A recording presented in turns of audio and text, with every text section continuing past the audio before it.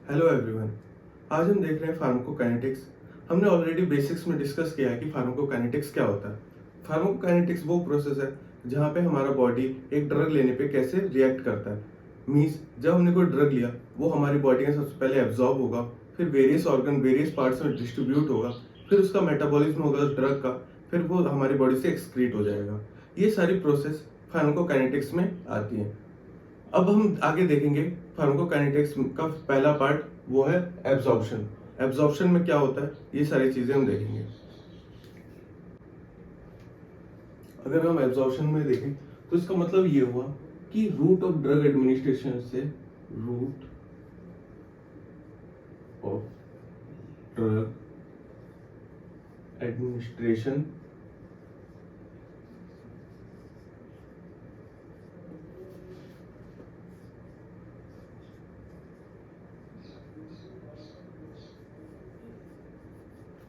ये प्रोसेस हुआ हमारा एब्जॉर्प्शन।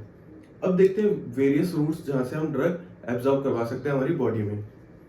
तो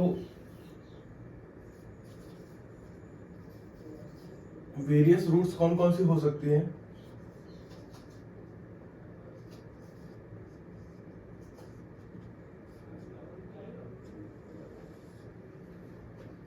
सबसे पहले सबसे कॉमन, हम अपने मुंह से दवाई ले रहे हैं तो ये होगा ओरल रूट।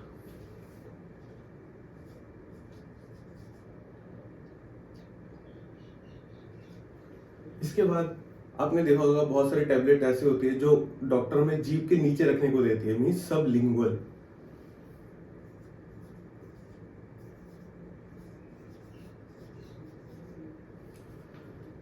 सबलिंगुअल ड्रग्स हम अपने जीभ के नीचे रखते हैं। इसके बाद आता है बकल कैविटी के ड्रग। बकल कैविटी मीन्स जो हमारे गाल के साइड में रखे जाते हैं, जैसे आपने वो देखा होगा ना गुटखा वाले, वो ऐसे साइड में रखते हैं, तो वो होते हैं बकल कैविटी वाले ड्रग। वहां पे भी कोई ना कोई निकोटीन वगैरह होता है, जो गुटखा खाते हैं जो लोग, वो भी साइड में रखते हैं। तो ये वाले ड्रग्स क्या हुए? बकल कैविटी के ड्रग्स।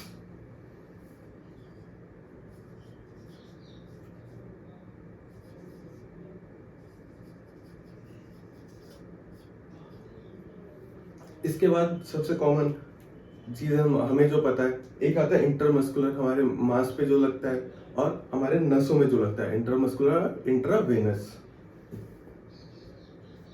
IMIV, intramuscular intravenous. इसके बाद आता है जो हमारे स्किन के अंदर लगता है, जो स्किन की फर्स्ट लेयर है वहीं पे लगे।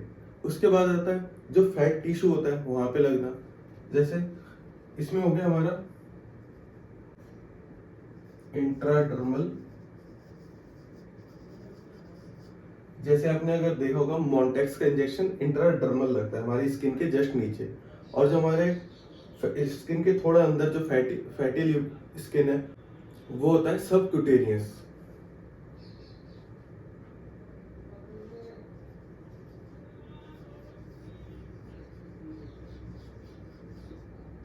सबक्यूटेनियस। इसके बाद आता है हमारा रेक्टल रूट, जहाँ पे एनिमा वगैरह दिया जाता है, रेक्टल रूट और वजाइनल रूट। ये कुछ कॉमन रूट है जहाँ से ड्रग दिया जाता है हमारी बॉडी में। इसके बाद हम देखेंगे क्या मैकेनिज्म है जहाँ से ये ड्रग एब्जॉर्ब हो रहा है हमारी बॉडी में। जब हमने कोई ड्रग हमारे सबलिंगुअल, ओरल या डिफरेंट वेरियस पार्ट्स में दिया, तो क्या मैकेनिज्म है जहाँ से ड्रग हमारी बॉडी में एब्जॉर्ब हो रहा है। तो इसके बाद आता है हमारा मैकेनिज्म ऑफ ड्रग एब्जॉर्प्शन। मान लेते हैं ये कोई सेल है और ये इसका ब्लड वेसल हुआ यहाँ से, ये निकलते हुए। जैसे एग्जांपल पे मान लेते हैं ये स्टमक की लाइनिंग हुई, जहाँ से ये हमारा सेल हो गया पहला, और फिर वो कैपिलरीज के थ्रू ब्लड वेन्स में, ब्लड वेसल्स में जाके अटैच हो रहा है, मीन्स ये इसका ब्लड वेसल हो गया। तो अगर ये कोई ड्रग हुआ तो सबसे पहला मेथड होता है जो एब्जॉर्ब करने का, वो होता है पैसिव डिफ्यूजन।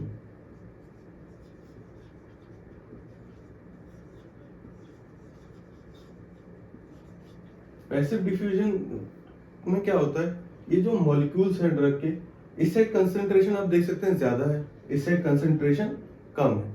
यहाँ पे ड्रग नहीं है, यहाँ पे ड्रग बहुत ज्यादा है। तो इसको इक्वल करने के लिए ये सारी ड्रग्स इस मेम्ब्रेन को क्रॉस करके सेल के अंदर आना चाहती है। उसके बाद जैसे ये सेल को क्रॉस करने लगा, यहाँ पे पहुंच गए ड्रग्स। अब यहाँ पे ड्रग यहाँ पे भी नहीं है, तो ये सीधा ऐसे डिफ्यूज होके दूसरे साइड में पहुंच जाता है। तो ऐसे ड्रग को लिपिड बाइलेयर को क्रॉस करना पड़ेगा। इसका मतलब ये ड्रग भी लिपिड नेचर के हुए या हाइड्रोफोबिक नेचर के हुए, जिससे ये ड्रग यहाँ से सेल में क्रॉस कर पाए और सेल से हमारे ब्लड वेसल्स में पहुंचे। तो ये हो गया पहला रूट जो है पैसिव डिफ्यूजन के थ्रू हमारे बॉडी में पहुंच रहा है। इसके बाद आता है हमारा सेकंड,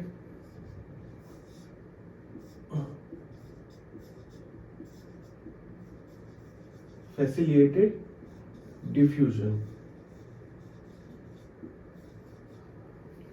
फैसिलिटेटेड नाम से पता चल रहा है कि कोई ऐसी फैसिलिटी प्रोवाइड की जा रही होगी, कोई ऐसा मेथड होगा या कोई ऐसा मैकेनिज्म होगा जिसके थ्रू ड्रग यहाँ से यहाँ पहुंच रहा है, फिर यहाँ से यहाँ पहुंच रहा है। तो फैसिलिटेटेड डिफ्यूजन में क्या होता है, ये अगर हमारा सेल है और ये वेसल है, तो यहाँ पे कोई ना कोई प्रोटीन या कोई एंजाइम प्रेजेंट होगा जो इस ड्रग को उठा के अंदर ले जाएगा। मीन्स यहाँ पे ये एंजाइम है, ये एंजाइम पहले उस ड्रग को ग्रैब करेगा।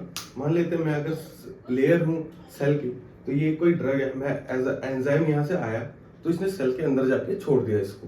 तो ये हो गया फैसिलिटेटेड डिफ्यूजन। मीन्स किसी ने पकड़ के उसको फैसिलिटी प्रोवाइड की अंदर आने के लिए। ये हो गया हमारा फैसिलिटेटेड डिफ्यूजन। इसके बाद आता है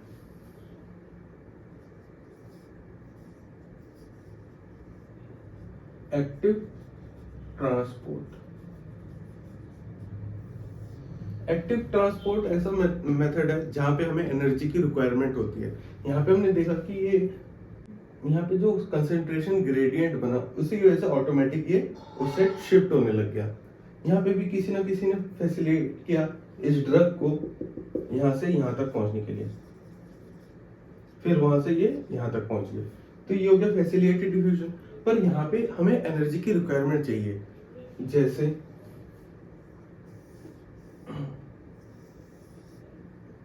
यहाँ पे एक ड्रग है, इसको यहाँ पे आने के लिए हमें एटीपी की रिक्वायरमेंट है, एटीपी की रिक्वायरमेंट है, जिससे वो यहाँ तक आ सके, फिर यहाँ से फर्दर वो हमारे ब्लड वेसल में पहुंच सके। तो ये हो गया एक्टिव ट्रांसपोर्ट। एक्टिव ट्रांसपोर्ट भी कई मेथड में होता है। ये हो गया प्राइमरी मेथड और सेकेंडरी मेथड। सेकेंडरी मेथड में दो टाइप के होते हैं, एक होता है एंटीपोर्ट और एक होता है सिम्पोर्ट। एंटीपोर्ट में क्या होता है, जब कोई ड्रग अंदर आ रहा है तो उसके साथ कोई दूसरा बाहर आ रहा है, ये देखिए ऑपोजिट डायरेक्शन में हो रहा है, तो इसलिए इसको कहेंगे एंटीपोर्ट। यहाँ पे लिख देता हूं एंटीपोर्ट।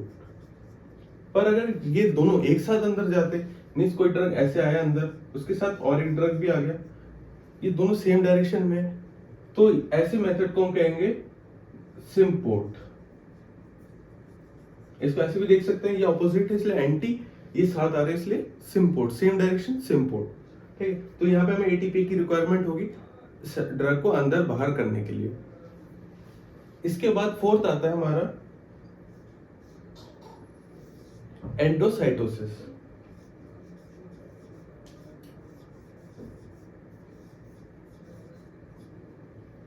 एंडोसाइटोसिस को अगर हम समझे तो अगर कोई ड्रग का बहुत बड़ा मॉलिक्यूल हुआ, कोई बड़ा मॉलिक्यूल हुआ, तो वो लिपिड बाइलेयर को तो इजीली क्रॉस भी नहीं कर पाएगा, और यहाँ पे एंजाइम भी उसको हेल्प नहीं कर पाएंगे क्योंकि वो मॉलिक्यूल साइज में बड़ा है।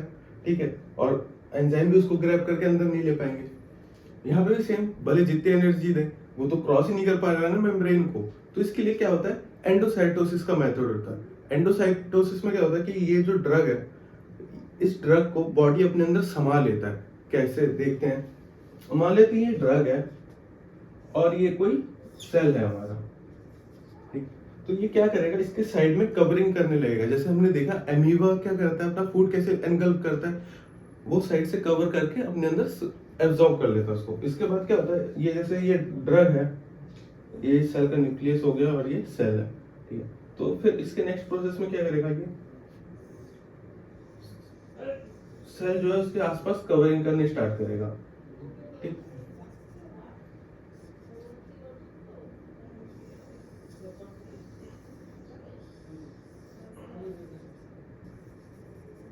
ये इसके आसपास कवर करने लग गया। फिर यहां से नेक्स्ट प्रोसेस मान लेते हैं।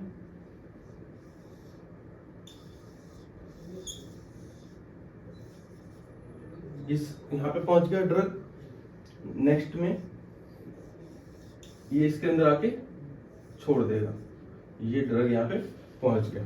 तो ये प्रोसेस हो गया हमारा एंडोसाइटोसिस